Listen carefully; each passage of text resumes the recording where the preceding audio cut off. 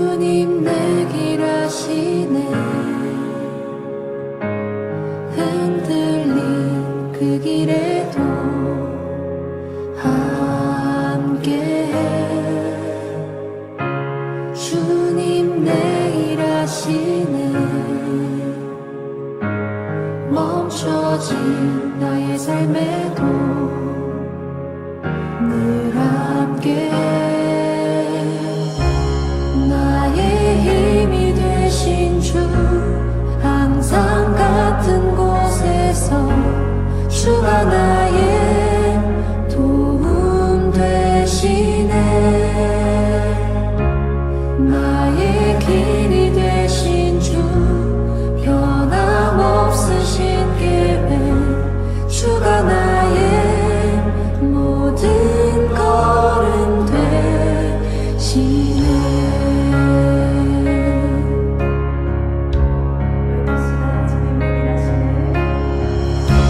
주님 내 길 아시네.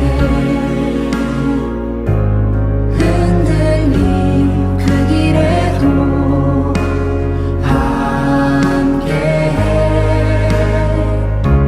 주님 내 길 아시네. 멈춰진 나의 삶에도 늘 함께해. 나의 힘이 되신 주, 항상 같은 곳에서 주가 나의 도움 되시네. 나의 길이 되신 주, 변함없으신 계획, 주가 나의 모든 걸음 되시네.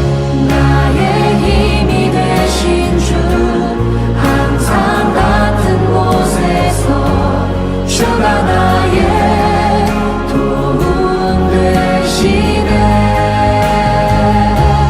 나의 길이 되신 주, 변함없으신 계획, 주가 나의 모든 걸음 되시네.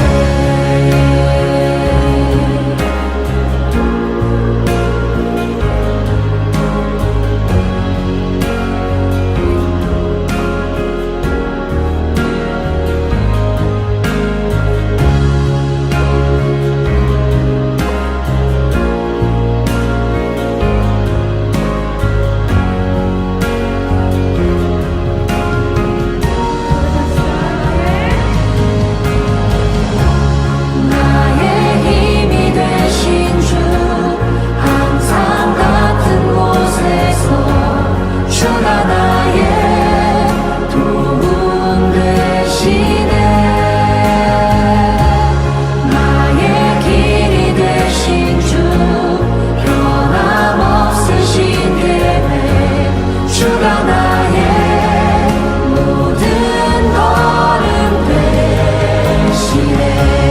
나의 힘이 되신 주, 항상 같은 곳에서 주가 나의 도움 되시네.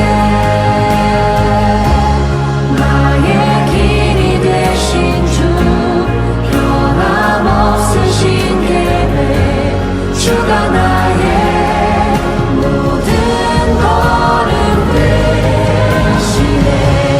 나의 힘이 되신 주, 항상 같은 곳에서 주가 나의 도움 되시네. 나의 길이 되신 주, 변함없으신 계획, 주가 나의 모든 걸음 되시네.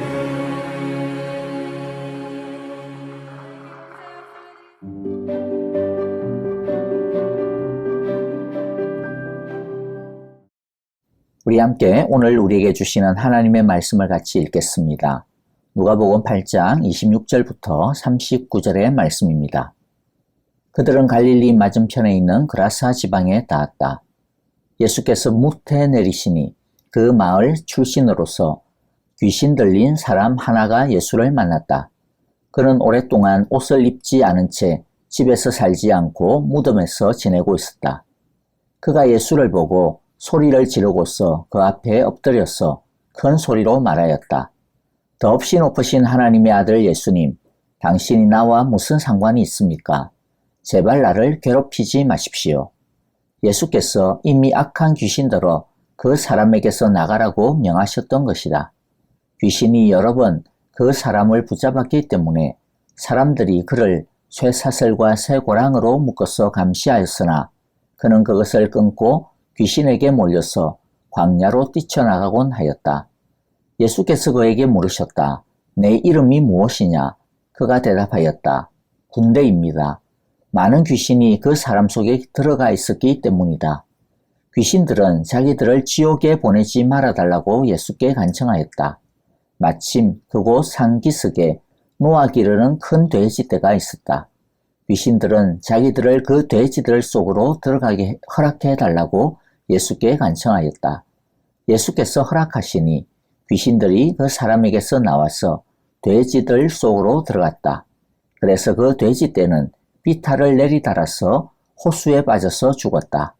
돼지를 치던 사람들이 이 일을 보고 도망가서 읍내와 촌에 알렸다. 그래서 사람들이 일어난 그 일을 보러 나왔다. 그들은 예수께로 와서 귀신들이 나가버린 그 사람이 옷을 입고 제정신이 들어서 예수의 발 앞에 앉아있는 것을 보고 두려워하였다. 처음부터 지켜본 사람들이 귀신 들렸던 사람이 어떻게 해서 낫게 되었는가를 그들에게 알려주었다. 그러자 그라사 주위의 고을 주민들은 모두 예수께 자기들에게서 떠나달라고 간청하였다. 그들이 큰 두려움에 사로잡혔기 때문이다. 그래서 예수께서는 배에 올라 되돌아가시는데 귀신이 나간 그 사람이 예수와 함께 있게 해달라고 애원하였으나 예수께서는 그를 돌려보내시며 이렇게 말씀하셨다.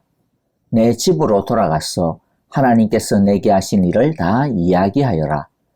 그 사람이 떠나가서 예수께서 자기에게 하신 일을 낱낱이 온 읍내에 알렸다. 아멘. 예수님은 한 영혼을 위해 갈릴리 맞은편 그라사 땅으로 가십니다. 갈릴리 바다 동쪽 편에 위치한 그라사는 유대인의 마을이 아니었습니다. 이방 사람의 땅이었습니다. 게다가 그곳은 돼지를 키우는 마을이었습니다. 돼지는 유대인들의 입장에서 볼 때 부정한 짐승입니다. 부정한 짐승을 키우는 사람들이니 유대인들은 그들과 접촉하는 것을 극도로 꺼려했을 것입니다. 하지만 예수님은 사람들의 시선과 생각은 아랑곳하지 않고 일부러 배를 타고 그곳을 방문했습니다. 예수님이 그곳을 방문한 이유는 한 사람을 만나기 위해서였습니다. 도대체 얼마나 대단한 사람이길래 예수님은 유대인들이 부정하다고 꺼려하는 그곳을 일부러 방문하셨던 것일까요? 그런데 예수님께서 그곳에서 만나려고 했던 사람은 귀신 들린 사람이었습니다. 얼마나 귀신 들림이 심했던지 이 사람은 옷을 입지 아니하고 집을 나와 무덤 사이에 지내고 있는 사람이었습니다. 이 사람의 상태가 너무나도 안 좋고 때로는 포악하기까지 했기 때문에 사람들은 귀신에 사로잡힌 그를 쇠사슬과 고랑에 매어 짐승처럼 취급했습니다. 하지만 그는 그것을 끊어버리고 귀신에게 몰려 광야로 뛰쳐나가곤 했습니다.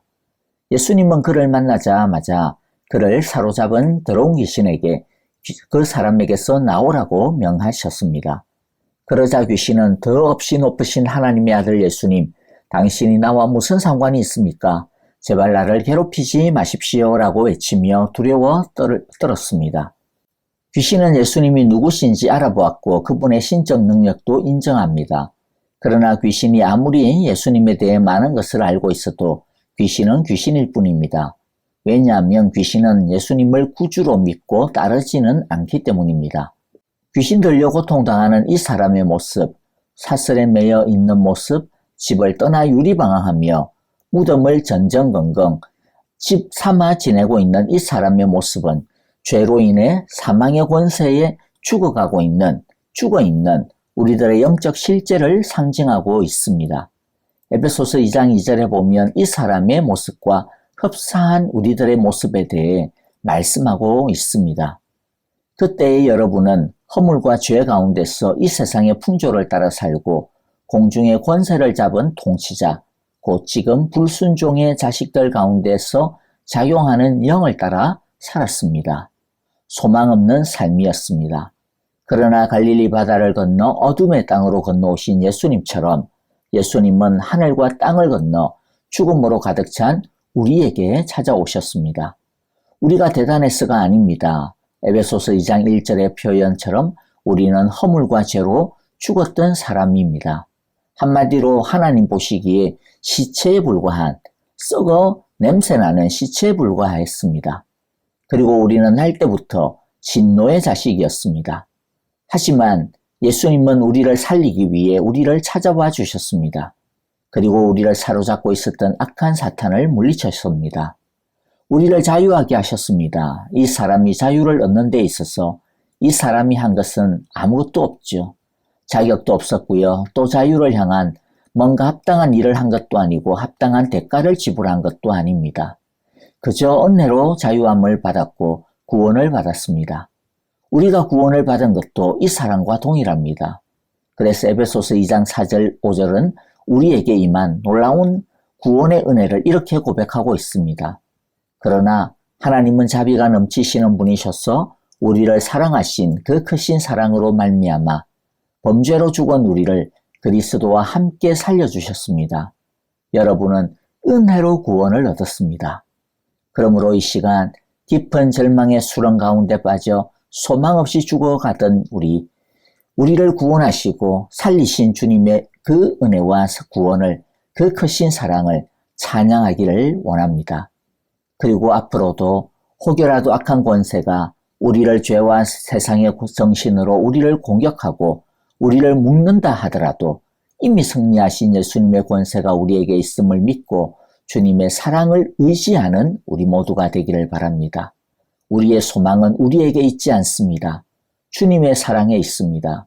악한 세력의 공격에도 한 영혼을 향한 주님의 사랑으로 인해 우리에게는 소망이 여전히 있는 줄 믿습니다. 이제 다음 장면을 보겠습니다. 30절부터 39절의 말씀인데요. 주님이 보시는 한 영혼의 가치는 천하보다 귀합니다. 예수님이 귀신에게 이름을 물으니 레기온이라고 답합니다. 우리 성경에는 군대라고 번역을 했는데 좀 더 정확하게 말하면 로마의 군단을 뜻합니다. 군단은 로마 군대 조직의 큰 단위로 4천에서 6천 명의 군인으로 구성되어져 있는 오늘날로 이야기하면 일개 사단과 같습니다. 그 정도로 엄청난 귀신에 이 사람이 사로잡혀 있었던 것입니다. 하지만 아무리 귀신이 많고 그 권세가 엄청난다 하더라도 예수님 앞에서는 아무것도 아님을 우리가 보게 됩니다. 여러분, 아무리 우리를 둘러싸고 있는 이 세상이 험악하고 무시무시하고 마치 군단과 같은 그런 힘을 갖고 있는 것처럼 보여도 우리 주님 앞에서는 아무것도 아님을 기억하고 온전히 날마다 주님만 의지하고 믿으며 살아갈 수 있기를 바랍니다. 귀신은 무서워 벌벌 떨며 자신을 무적행 곧 지옥으로 보내지 마시고 돼지떼에게로 들어가게 해달라고 간구합니다. 예수님이 허락하자 귀신은 돼지떼에 들어가게 되고 돼지들은 전부 호수에 빠져 죽게 됩니다. 예수님은 한 영혼의 가치가 수천의 돼지떼보다도 훨씬 귀하다라고 하는 것을 우리에게 보여주고 있습니다. 그런데 여러분, 예수님은 우리를 구원하시기 위해 수천의 돼지떼와는 비교할 수 없는 엄청난 희생을 치르셨습니다. 예수님은 우리를 구원하시기 위해 기꺼이 자신의 신성의 왕관을 내려놓으셨습니다. 우리를 구원하시기 위해 기꺼이 고난을 당하셨고 기꺼이 자신의 목숨을 내어 놓으셨습니다. 우리가 얼마나 하나님의 사랑, 주님의 사랑을 받고 있는 존재인지, 우리가 얼마나 가치 있는 존재인지, 주님께서 우리를 얼마나 귀한 존재로 여기시는지 우리가 십자가의 사랑을 대할 때마다 알게 되어지고 그 사랑에 우리는 감격하지 않을 수 없을 것입니다. 여러분, 사랑은 희생입니다. 예수님은 먼저 우리를 위해 사랑의 희생을 주셨습니다. 그러므로 우리도 예수님을 사랑한다면 예수님을 위해 예수님처럼 사랑의 희생을 드려야 할 것입니다. 마을 사람들은 이 사건을 보고 예수님의 권능을 두려워했습니다. 그러나 그분을 믿고 따르지 않았습니다. 왜냐하면 경제적인 손실이 두려웠기 때문입니다. 그래서 예수님을 떠나가 달라고 간청을 합니다. 여러분, 이 마을 사람들은 얼마나 어리석습니까? 이들은 돼지와 예수님을 바꾸었습니다. 돼지와 예수님을 통한 하나님 나라의 권세, 영생을 바꾸었습니다. 돼지를 포기하지 못해서 예수님을 거부했고 하나님의 나라를 거부했습니다. 우리도 눈앞의 이익과 편안함을 포기하지 못해서 예수님을 포기하고 있는 것은 없는지 돌아보는 시간이 되었으면 좋겠습니다. 고침을 받은 사람은 예수님을 따라다니기를 간청했지만 예수님은 이 사람에게 더 중요한 일이 있음을 가르쳐 주십니다. 그것은 예수님을 거부하여 예수님이 들어가 하나님의 나라의 복음을 전할 수 없는 이 마을에 남아야 된다라는 거죠. 이 마을에 남아서 예수님 대신 하나님 나라의 복음의 증인이 되어야 한다라고 하십니다. 그러자 이 사람은 예수님의 보내심에 순종합니다. 자신의 마을에 들어가 자신이 경험한 놀라운 구원을 간증하며 하나님 나라의 복음을 전합니다. 주님께서 우리에게 원하시는 것도 우리가 받은 이 사랑과 구원을 우리가 받은 그대로 다른 사람에게 전하는 것입니다. 복음을 전하는 증인에게 필요한 것은 대단한 지식이 아닙니다. 딱 한 가지가 필요하면 됩니다.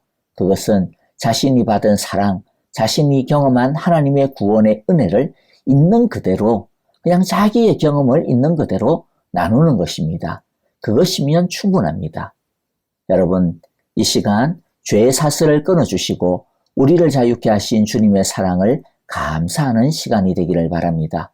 지금도 여전히 우리를 위해 역사하고 계시는 주님의 능력과 권세를 확신하며 의지합시다. 우리를 둘러싸고 있는 이 세상의 모든 쇠사슬을 끊을 수 있는 것은 주님의 말씀의 능력밖에 없음을 기억합시다. 우리가 받은 이 사랑을 우리도 고침받은 이 사람처럼 마을로 들어가 우리 이웃들에게 증거할 수 있게 되기를 간절히 바라고 기도합니다. 아멘. 이제 우리 함께 믿음으로 찬양하기를 원합니다. 그리고 찬양한 후에 오늘의 말씀을 가지고 우리 함께 기도했으면 좋겠고요. 또 뿐만 아니라 교회를 위하여 또 이 사회를 위하여 또 우리 주위에 믿지 아니하는 친구와 친척 또 우리 가족을 위하여 함께 기도하고요. 그리고 또 우리 형제자매들을 돌아보시면서 함께 사랑의 중보의 기도를 드리도록 하겠습니다. 다 함께 찬양하겠습니다.